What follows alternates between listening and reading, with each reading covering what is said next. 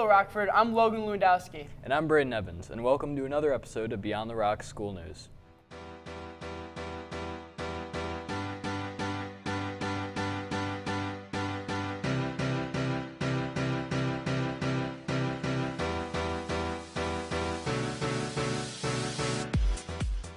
This year, we have had a new addition to the building, the Creative Teaching and Learning Center. I heard it has some exciting features that Rockford can't wait to use. Let's go see what it's all about. Coming into orientation, you may have noticed the new addition to the high school. That new addition is the Teaching and Learning Center, a space designed to help students learn with the aid of technology. Beyond the Rock got a chance to talk with a couple of Rockford staff members about the new space and what they plan to use it for. That in fact will be used by not only our high school students, but also by potentially our middle school students at times, some elementary students. Certainly our staff, our teaching staff in particular, for professional development.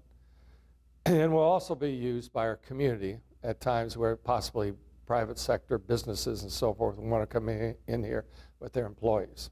I'm excited to teach my Honors Algebra 2 class in this Creative Teaching and Learning Center because it's going to give the opportunity for students to do their board problems like they always do in my class, but with also an increased opportunity for the other students to critique other students and be part of the evaluation process. Really making the student the center of the curriculum. They're going to be in charge of it, directing discussions, helping us with the curriculum and determining exactly what we're going to study. Instead of the teacher at the front directing it, we're trying to bring the students in. Both students and teachers are excited to see this new learning center put to use. Just another great example of Rockford leading the way in innovation. Paige Johnson, Beyond the Rock News. Wow, the Creative Teaching and Learning Center looks amazing. I wish I had a class in there. It sure does, but another amazing thing that is currently happening in our Rockford community is a family that's raising money to adopt a little girl and bring her home. We sent out a crew to find out more about this wonderful family and how their campaign for Ellie's journey home began. Let's go check it out. About 2 years ago, the Guard family felt like something was missing. And one option was adopting. Had stumbled on something called the Bamboo Project, which is specific to waiting children with Down syndrome who are waiting to be adopted. And so at our first home study, we told our adoption worker that we were really thinking we were going to go international and do the Bamboo Project. So we decided we were going to do domestic infant adoption. Adoption was the solution, but they had a long road ahead of them. The caseworker came here 3 or 4 times, and we had visits at the office, and we had to do independent interviews, we had to have reference checks, criminal background checks, obviously. And we knew we wanted a child with Down syndrome at that point, and so Bethany Christian Services, the adoption worker, and then a couple of their team members filtered through the system, and they just found Ellie for us. She's 3 years old. Yeah.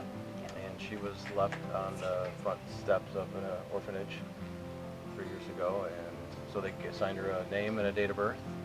We were told that she's quiet, but our house is nothing but craziness, so hopefully she can adjust to that. The Guard family has been fortunate enough to have fundraisers to support them.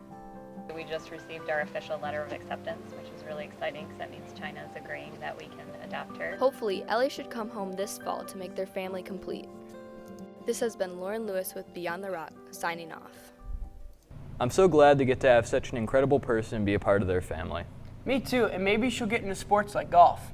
I know the golf team is ready to start a new season. Let's go see what they've been up to. Varsity athletes. Oh, hi. Most people would think of seniors, but you'll only find one on this team. Big money gains. And as for the remaining 5 players, you'll find just 1 junior, 1 sophomore, and 3 freshmen. I didn't start too long ago, so being able to be on the team with the older girls who are really good is a nice experience for me. So my goal as a freshman coming in for this year and the next 4 years is make all conference and do really good throughout the years, progress and be better. With all this young talent, the Rockford program needs a strong leader, and they've got one.